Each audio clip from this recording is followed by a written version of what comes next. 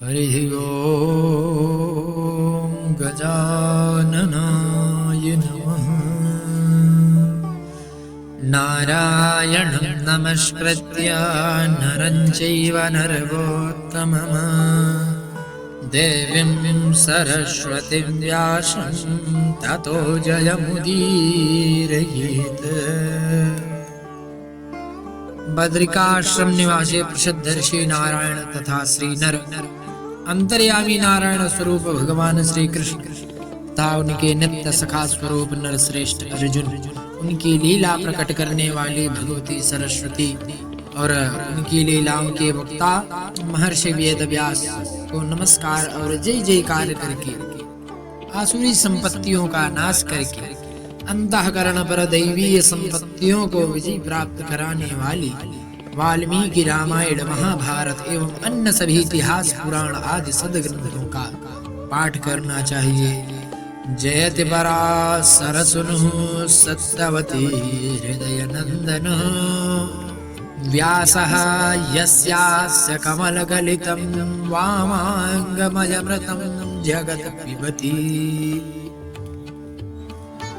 पराशर के पुत्र तथा सत्यवती के हृदय को आनंदित करने वाले भगवान व्यास की जय हो, जिनके मुख कमल से निःशत अमृतमयी वाणी का यह संपूर्ण विश्व पान करता है। जैसा कि यथावत कहा गया है, योगोस्तम कनक श्रृंगमयं ददाति विप्राय वेद विदुषेण बहुश्रुताय पुण्यां भवेस्य सुकथां शृणुयात् समग्राम्। पुण्यं समं भवति तस्य च तस्य चैव पुण्यं समं भवति तस्य च तस्य चैव। वेद आदि शास्त्रों के जानने वाले तथा अनेक विषयों के मर्मज्ञ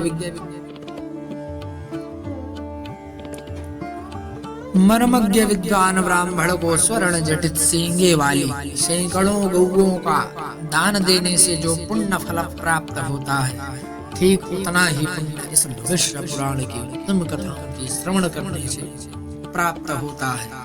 एक समय व्यास जी के शिष्य महर्षि सुमंत तथा वशिष्ठ, पराशर, जयमिनी, याज्ञवल्क्य, गौतम, वैशंपायन, शौनक, अंगिरा और भरद्वाज आदि समेत कई महर्षिगण पांडव वंश में उत्पन्न हुए महाबलशाली राजा शतानीक की सभा में गए और राजा ने उन ऋषियों का अर्घ्य आदि से विधिवत स्वागत सत्कार किया और उन्हें उत्तम आसनों पर बैठाया तथा भली भांति उनका पूजन करके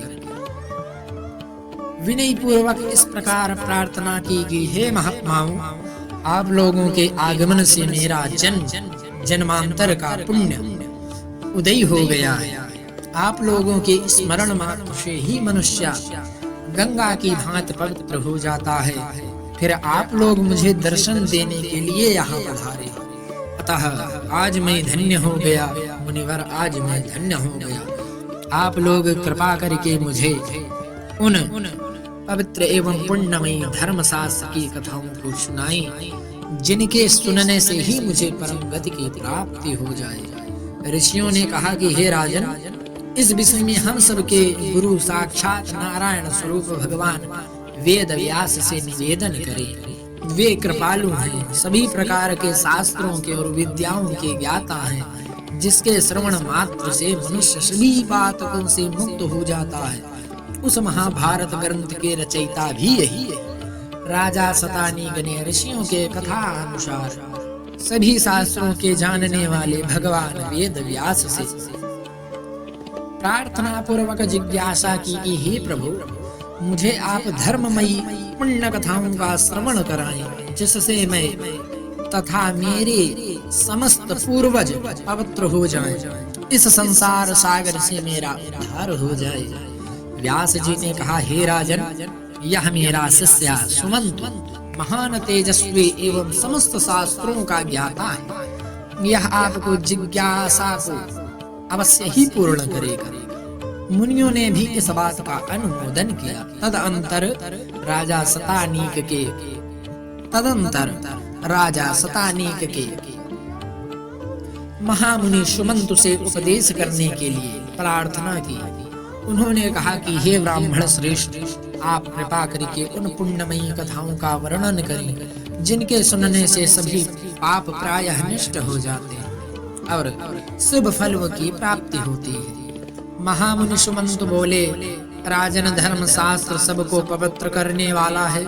उनके सुनने से ही मनुष्य सभी पापों से मुक्त हो जाता है। बताओ, तुम्हारी क्या सुनने की इच्छा है? राजा शतानीक ने कहा, हे ब्राह्मण देव, वे कौन से धर्म शास्त्र हैं जिनके सुनने से मनुष्य पापों से मुक्त हो जाता है? सुमंत मुनि बोले, राजन, मनु, विष्णु, यम और अंगिरा, वशिष्ठ, दक्ष, संवर्त, सातातप, पराशर, आपस्तंभ, उष्णा, कात्यायन, बृहस्पति, गौतम, संघ, लिखित, हारित तथा अत्रि आदि ऋषियों द्वारा रचित मनवादि बहुत से धर्मशास्त्र हैं। इन धर्मशास्त्रों को सुनकर एवं उनके रहस्यों को भली भांति हृदयंगम कर मनुष्य देवलोक में जाकर परम पद को प्राप्त करता है, इसमें तनिक भी संदेह नहीं है। शतानीक ने कहा कि हे प्रभु, जिन धर्मशास्त्रों को आपने कहा है इसे तो मैंने अवश्य ही सुना, अब इन्हें पुनः सुनने की इच्छा तो है, लेकिन हे प्रभु, कृपा करके आप चारों वर्णों के कल्याण के लिए जो उपयुक्त कलिकाल का धर्मशास्त्र हो, कृपया आप उसे बताएं। सुमंत मुनि बोले, हे महाबाहु, संसार में निमग्न प्राणियों के उद्धार के लिए व्यास भगवान ने 18 महापुराण, श्री राम कथा, महाभारत इत्यादि सदग्रंथ नौका रूपी साधन के रूप में रचित किया। 18 महापुराणों तथा 8 प्रकार के व्याकरणों को भली भांति समझ करके सत्यवती के पुत्र भगवान वेद व्यास जी ने महाभारत संहिता की रचना की, जिसके सुनने से मनुष्य ब्रह्म हत्या जैसे महान पापों से मुक्त हो जाता है। इनमें 8 प्रकार के व्याकरण कुछ इस प्रकार से: पहला ब्रह्म, दूसरा इंद्र, तीसरा याम्य, चौथा रौद्र, पांचवा वायव्य, छठा वारुण, सातवां सावित्र, आठवां विष्णु और ब्रह्म, पद्म, विष्णु, शिव, भागवत, नारदीय, मार्कंडेय, अग्नि, भविष्य, ब्रह्म वैवर्त, लिंग, वाराह, स्कंद, वामन, कूर्म, मत्स्य, गरुण तथा ब्रह्मांड, ये 18 प्रकार के महापुराण कहलाते। ये सभी चारों वर्ण अर्थात ब्राह्मण, क्षत्रिय, वैश्य और शूद्र चारों वर्णों के कल्याण और उपकार का। इनमें से आप क्या सुनना चाहते हैं? कृपा करके आप वह बताने का कष्ट करें। राजा शतानीक ने कहा, हे विप्र, मैंने महाभारत सुना है तथा श्री राम कथा भी सुनी है और भगवान श्रीमन नारायण की कृपा से तरह तरह के पुराणों को सुना है, किंतु हे प्रभु, भविष्य पुराण मैंने अभी तक श्रवण नहीं किया है। अतः हे विप्र श्रेष्ठ, आप भविष्य पुराण को मुझे सुनाएं। इस विषय में मुझे अत्यधिक कौतूहल है।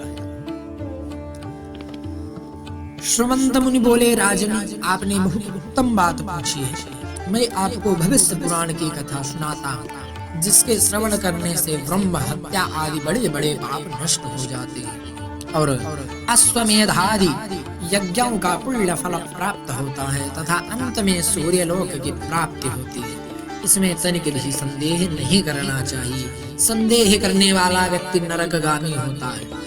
यह उत्तम पुराण पहले ब्रह्मा जी द्वारा कहा गया और विद्वान ब्राह्मणों को इसका सम्यक अध्ययन करके अपने शिष्यों तथा ब्राह्मण, क्षत्रिय, वैश्य, शूद्र के लिए उपदेश करना चाहिए। इस पुराण में श्रौत एवं स्मार्त सभी धर्मों का वर्णन हुआ है। यह पुराण परम मंगल प्रद सद्बुद्धि को बढ़ाने वाला है, यश एवं कीर्ति को प्रदान करने वाला है। और अंततः मोक्ष को प्राप्त करने वाला है, जैसा कि इस श्लोक से हमें पता ही चलता है।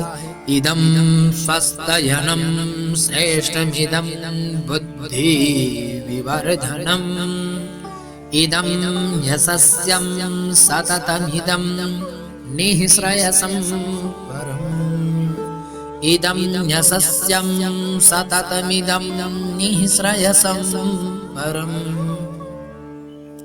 इस भविष्य पुराण में सभी धर्मों का सन्निवेश हुआ है तथा सभी कर्मों के गुणों और दोषों के फलों का निरूपण किया है। चारों वर्णों तथा आश्रमों के सदाचार का भी वर्णन किया गया, क्योंकि सद आचरण ही श्रेष्ठ धर्म है, ऐसा श्रुतियां कहती हैं। इसलिए ब्राह्मणों को नित्य आचार का पालन करना चाहिए। कहा जाता है, जो व्यक्ति आचार और विचार से नष्ट हो गया, फिर उसको इस त्रैलोक्य का कोई देवता भी रक्षा नहीं कर सकता है, क्योंकि सदाचार से विहीन ब्राह्मण किसी भी प्रकार वेद के फल को प्राप्त ही नहीं कर सकता। सदा आचार का पालन करने पर तो वह संपूर्ण फलों का अधिकारी हो जाता है। ऐसा कहा गया है कि सदाचार को ही मुनियों ने धर्म कहा है तथा तपस्याओं का मूल आधार माना गया है। मनुष्य भी इसी का आश्रय लेकर के धर्म आचरण करते हैं। इस प्रकार इस भविष्य महापुराण में आचार का वर्णन किया गया है। 3 लोकों की उत्पत्ति, विवाह आदि की संस्कार वृद्धि, विवाह आदि की संस्कार पद्धति का सन्निवेश हुआ है। स्त्री पुरुषों के लक्षण, देव पूजा का विधान, राजाओं के धर्म एवं कर्तव्य का निर्णय, सूर्य नारायण, विष्णु, रुद्र, दुर्गा तथा सत्यनारायण का महात्म्य एवं पूजा विधान, विविध तीर्थों का वर्णन, आपद धर्म तथा प्रायश्चित विधि, संध्या विधि, स्नान, तर्पण, वैश्वदेव, भोजन विधि, जाति धर्म, कुल धर्म, वेद धर्म तथा यज्ञ मंडल में अनुष्ठित होने वाले विविध यज्ञों का वर्णन हुआ। हे कुरुश्रेष्ठ सतानी, इस महापुराण को ब्रह्मा जी ने शंकर को दिया और शंकर ने विष्णु को दिया, विष्णु ने नारद को दिया, नारद ने इंद्र को दिया, इंद्र ने पराशर को दिया और पराशर ने व्यास को सुनाया। व्यास से मैंने प्राप्त किया और उसके पश्चात इस परंपरा का निर्वहन होने लगा।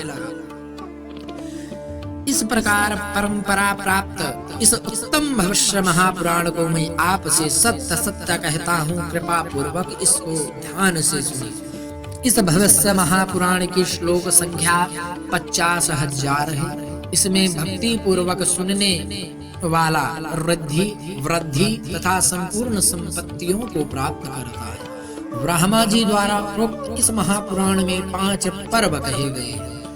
पहला पर्व ब्राह्म, दूसरा पर्व वैष्णव, तीसरा पर्व शैव, चौथा पर्व वाष्ट्र तथा अंतिम पर्व प्रतिसर्ग पर्व कहा गया है। पुराण के सर्ग, प्रतिसर्ग, वंश, मनवंतर तथा वंशानुचरित ये 5 प्रकार के लक्षण बताए गए हैं तथा इसमें 14 विद्याओं का भी सन्निवेश किया गया है। 14 विद्याएं कुछ इस प्रकार से हैं।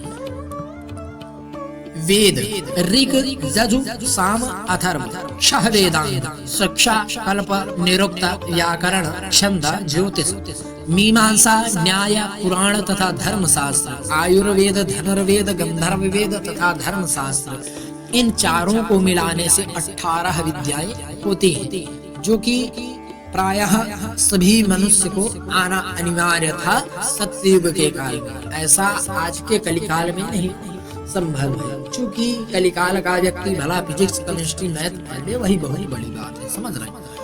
सुमंत मुनि पुनः बोले कि हे राजन, अब मैं भूत सर्ग अर्थात समस्त प्राणियों के व्युत्पत्ति का वर्णन करता हूँ, जिसके सुनने से ही सभी पापों की स्वतः ही निवृत्ति हो जाती है, मनुष्य परम शांति को प्राप्त करता है।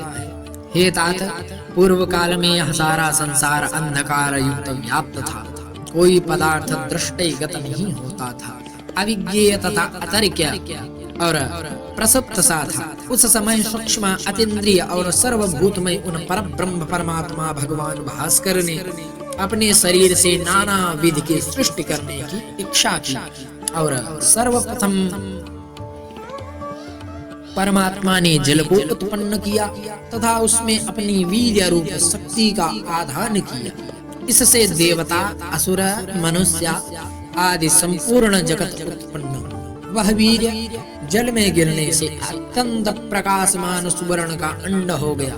उस अंड के मध्य सृष्टिकर्ता चतुर्मुख लोक पितामह ब्रह्मा जी उत्पन्न हुए। नर भगवान से जल की उत्पत्ति हुई, इसलिए जल को प्रायः कुछ स्थानों पर नार भी कहा जाता है। वह नार जिसका पहले अयन अर्थात स्थान हो, उसे नारायण कहते हैं। ये सद सद्रूप अव्यक्त एवं नित्याकरण है, जिसके कुछ पुरुष विशेष की सृष्टि वे लोक में ब्रह्मा के नाम से प्रसिद्ध हुए। ब्रह्मा जी ने दीर्घ काल तक तपस्या की। चूंकि यद्यपि व्यक्ति को जीवन में कुछ भी प्राप्त करना है तो सबसे पहले इस शरीर को और इस आत्मा को तपस्या से गुजारना होगा, तब जाके कुछ हमें प्राप्त होगा। और अंड के प्रायः दो भाग कर दिए गए। एक भाग से भूमि और दूसरे भाग से आकाश की रचना। मध्यम स्वर्ग, आठों दिशाओं तथा वरुण का निवास स्थान अर्थात समुद्र बनाया। फिर महलादि तत्वों की तथा सभी प्राणियों की रचना की। परमात्मा ने सर्वप्रथम आकाश को उत्पन्न किया और फिर क्रम से वायु, अग्नि, जल और पृथ्वी इन तत्वों की रचना की। सृष्टि के आदि में ही ब्रह्मा जी ने इन सबके नाम और कर्म वेदों के निर्देशानुसार ही नियत कर उनकी अलग अलग संस्थाएं बना दी। देवताओं के तुषित आदि गण, ज्योतिषोमादि सनातन यज्ञ, ग्रह, नक्षत्र, नदी, समुद्र, पर्वत, सन एवं विषम भूमि आदि उत्पन्न कर काल के विभागों जैसे संवत्सर, दिन, मास, अयनादि और ऋतुओं को रचित किया। काम, क्रोध आदि की रचना कर विविध कर्मों के सद विवेक के लिए धर्म और अधर्म की रचना की और नानाविध प्राणी जगत की सृष्टि कर उनको सुख दुख, हर्ष, शोक आदि द्वंद्वों से युक्त किया। जो कर्म जिसने किया था तद अनुसार उनकी इंद्र, सूर्य आदि पदों पर नियुक्ति हुई। हिंसा, अहिंसा, मृदु, क्रूर, धर्म, अधर्म, सत्य, असत्य आदि जीवों का जैसा भी स्वभाव था वह वैसे ही उनमें प्रविष्ट हुआ।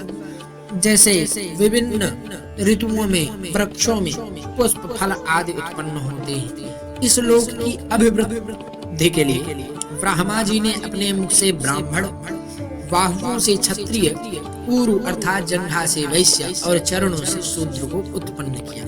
यथावत शुक्ल यजुर्वेद में श्लोक आता है, ब्राह्मणस्य मुखमासीद बाहुराजन्नः कृतः वरो तदस्याजदं वैश्याः पद्भ्यागुं शूद्रो अजायत। ब्रह्मा जी के चारों मुखों से चार वेद उत्पन्न हुए। पूर्व मुख से ऋग्वेद प्रकट हुआ, उसे वशिष्ठ मुनि ने ग्रहण किया। दक्षिण मुख से यजुर्वेद उत्पन्न हुआ, उसे महर्षि याज्ञवल्क्य ने ग्रहण किया। पश्चिम मुख से सामवेद निःसृत हुआ, उसे गौतम ऋषि ने धारण किया। और उत्तर मुख से अथर्ववेद प्रादुर्भूत हुआ, जिसे लोग पूजित महर्षि शौनक ने ग्रहण किया। ब्रह्मा जी के लोक प्रसिद्ध पंचम ऊर्ध्व मुख से 18 पुराण, इतिहास और यमादि स्मृति शास्त्र उत्पन्न हुए। इसके बाद ब्रह्मा जी ने अपने देह के दो भाग किए। दाहिने भाग को पुरुष और बाएं भाग को स्त्री बनाया और उसमें विराट पुरुष की सृष्टि की। उस विराट पुरुष ने नाना प्रकार की सृष्टि रचने की इच्छा से बहुत काल तक तपस्या की और सर्वप्रथम 10 ऋषियों को उत्पन्न किया, जो कि प्रजापति कहलाए। उनके नाम कुछ इस प्रकार से: नारद, भृगु, वशिष्ठ, प्रचेता, पुलह, क्रतु, पुलस्त्य, अत्रि, अंगिरा और मरीच। इस प्रकार अन्य महातेजस्वी ऋषि भी उत्पन्न हुए।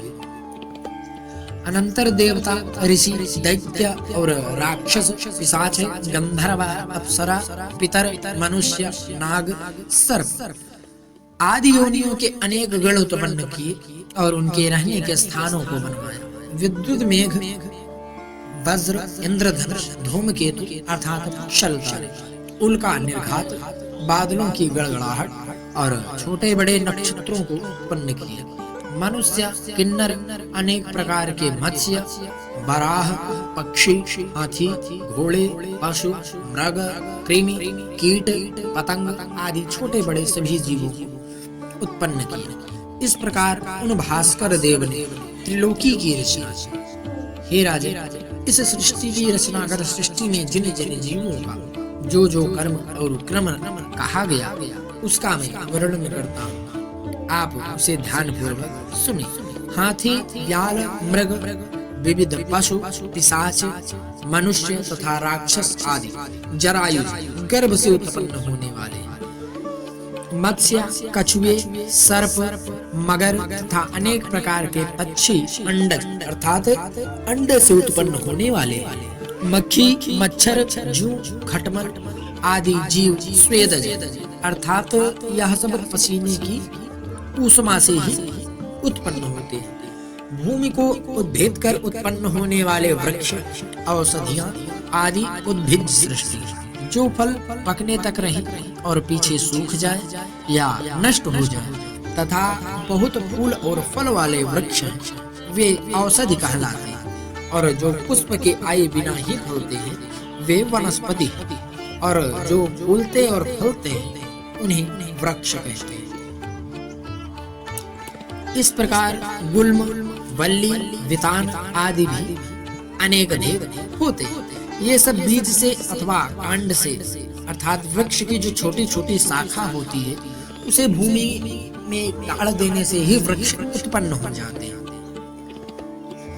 ये वृक्ष आदि भी चेतना शक्ति संपन्न होते हैं और इन्हें सुख दुख का ज्ञान रहता है, परंतु पूर्व जन्म के कर्मों के कारण तमोगुण से आक्षत्र रहते हैं। इसी कारण मनुष्यों की भांति बातचीत आदि करने में समर्थ नहीं हो पाते। इस प्रकार यह अचिंत्य चराचर जगत भगवान भास्कर से उत्पन्न हुआ है। जब वह परमात्मा निद्रा का आश्रय ग्रहण कर शयन करता है तब यह संसार उसमें लीन हो जाता है, और जब निद्रा का त्याग करता है अर्थात जागृत होता है तब वह सृष्टि उत्पन्न करता है और समस्त जीव को पूर्व कर्म के अनुसार अपने अपने कर्मों से प्रवृत्त हो जाते हैं, और वह अव्यय परमात्मा संपूर्ण चराचर संसार को जागृत और शयन दोनों अवस्थाओं द्वारा बार बार उत्पन्न और विनष्ट करता रहता है।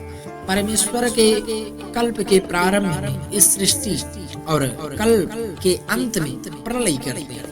जब परमेश्वर का दिन है इस कारण परमेश्वर के दिन में सृष्टि और रात्रि में प्रलय होता है। हे राजा शतानी, अब आप काल के गणनाकोश जिसके सुनने मात्र से ही सभी पातक प्रायः नष्ट हो जाते हैं, 18 निमेष अर्थात पलक गिरने के समय को निमेष कहते हैं, जिसकी एक काष्ठा होती है, अर्थात जितने समय में 18 बार पलकों का गिरना होता है उतने ही काल को काष्ठा कहते हैं।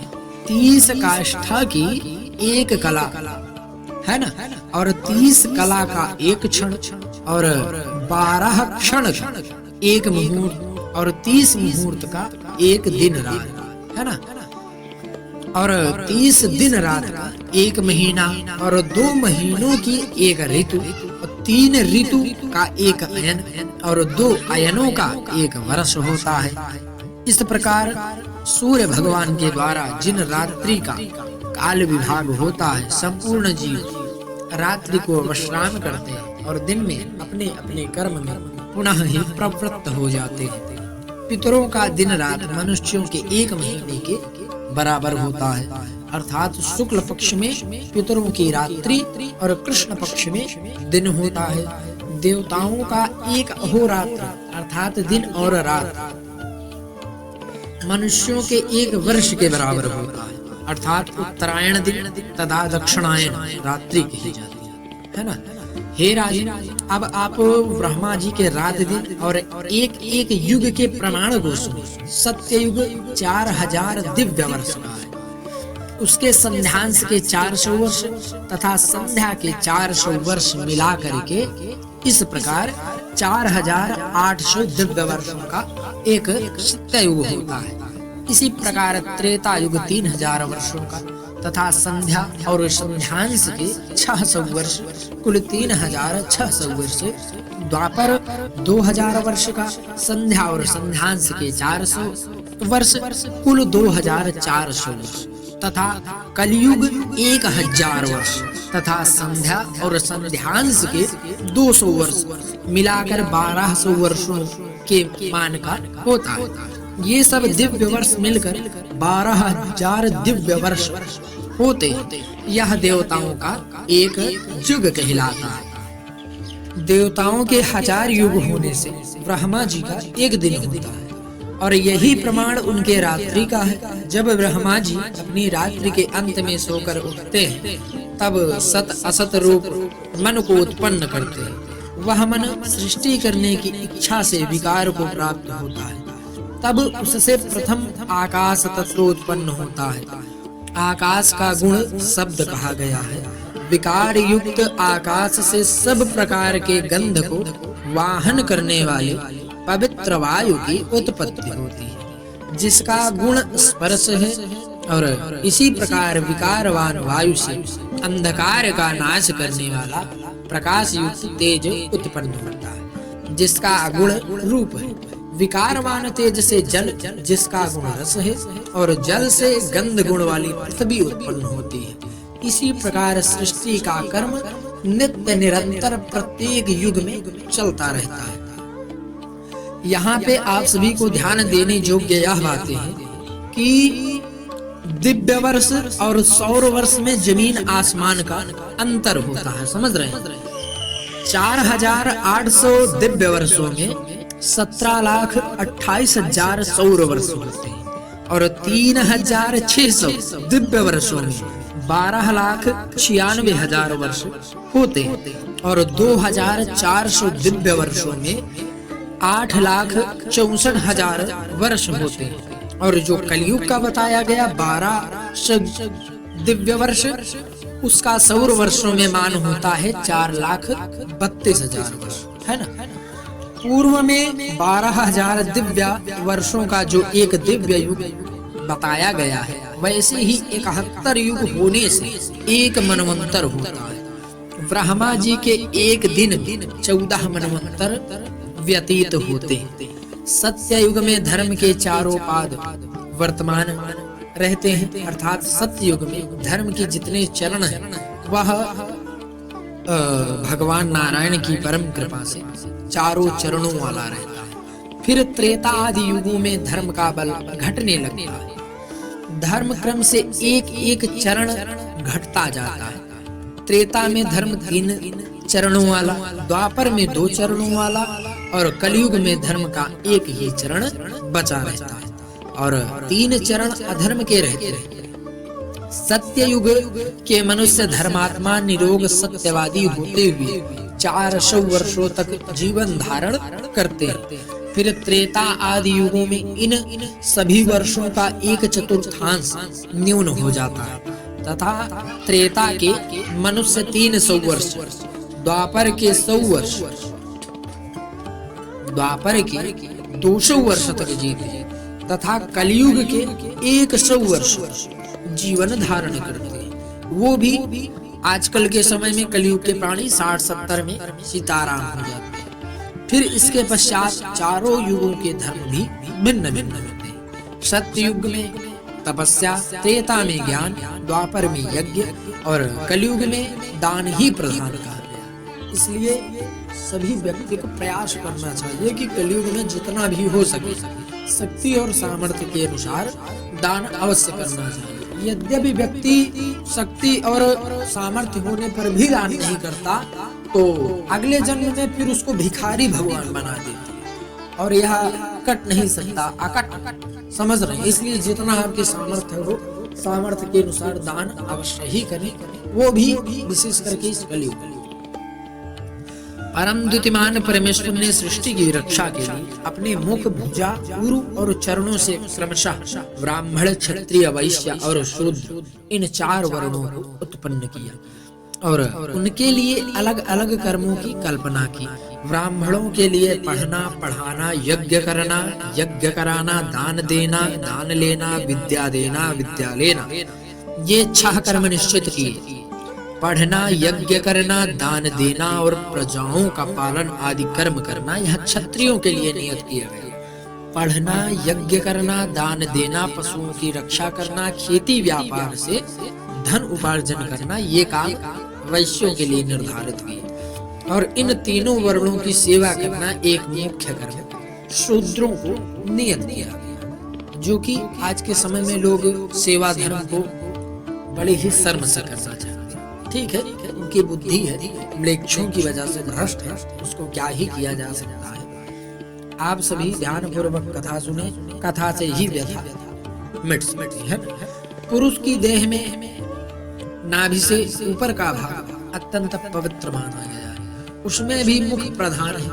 ब्राह्मण ब्रह्मा के मुख अर्थात उत्तम अंग से उत्पन्न हुए, इसलिए वे सभी वर्णों में उत्तम कहलाए। यह वेद की वाणी। ब्रह्मा जी ने बहुत काल तक तपस्या करके सबसे पहले देवता और पितरों को हव्य तथा कव्य पहुंचाने के लिए संपूर्ण संसार की रक्षा करने हेतु ब्राह्मण को उत्पन्न किया। शिरोभाग से उत्पन्न होने और वेद को धारण करने के कारण संपूर्ण संसार स्वामी धर्मतः ब्राह्मण ही। सब भूतों में अस्थावर जंगम रूप पदार्थों में प्राणी, कीट आदि श्रेष्ठ और प्राणियों में बुद्धि व्यवहार से करने वाले पशु आदि श्रेष्ठ है। बुद्धि रखने वालों जीवों में मनुष्य श्रेष्ठ है और मनुष्यों में ब्राह्मण श्रेष्ठ है और ब्राह्मणों में विद्वान श्रेष्ठ है और विद्वानों में कृत बुद्धि श्रेष्ठ है और कृत बुद्धियों में कर्म करने वाला श्रेष्ठ है तथा इनसे ब्रह्मवेत्ता ब्रह्मज्ञानी श्रेष्ठ है। ब्राह्मण को धर्म संपादन करने के लिए और धर्म आचरण से ब्राह्मण ब्रह्मत्व तथा ब्रह्मलोक को प्राप्त करता है। राजा शतानीक ने पूछा कि हे महामुनो, ब्रह्मलोक और ब्रह्मत्व अति दुर्लभ, फिर ब्राह्मण में कौन से ऐसे गुण होते हैं जिनके कारण वह इन्हें प्राप्त करता है? कृपा करके आप इसका विधि पूर्वक वर्णन करें।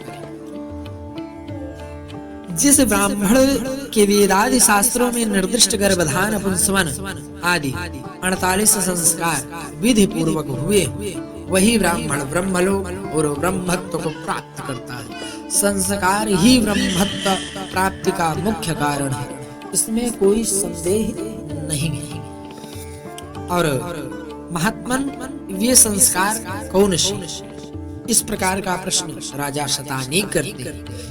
इस विषय में मुझे बहुत कौतूहल है, कृपा करके आप उन्हें बताने की कृपा करें। सुमंत मुनि बोले कि राजन, वेद आदि शास्त्रों में जिन संस्कारों का निर्देश हुआ है उनका मैं वर्णन करता हूँ। सबसे प्रथम गर्भाधान, पुंसवन, सीमंतोन्नयन, जात कर्म, नामकरण, अन्नप्राशन, चूड़ाकर्म, उपनयन, 4 प्रकार के वेद व्रत, वेद स्नान, विवाह, 5 महायज्ञ जिनमें देवता, पितरों, मनुष्य, भूत और ब्रह्म की तृप्ति होती है, सप्तपाक यज्ञ, संध्या, अष्टकाद्वय पार्वण, श्रावणी, आग्रहायणी, चैत्री, शूलगव तथा आश्वयुजी, सप्तवर्षयज्ञ, संसा, अग्न्याधान, अग्निहोत्र, दरस, पौर्णमास, चातुर्मास्य, रूढ़, पौषवंत, शौत्रामणि और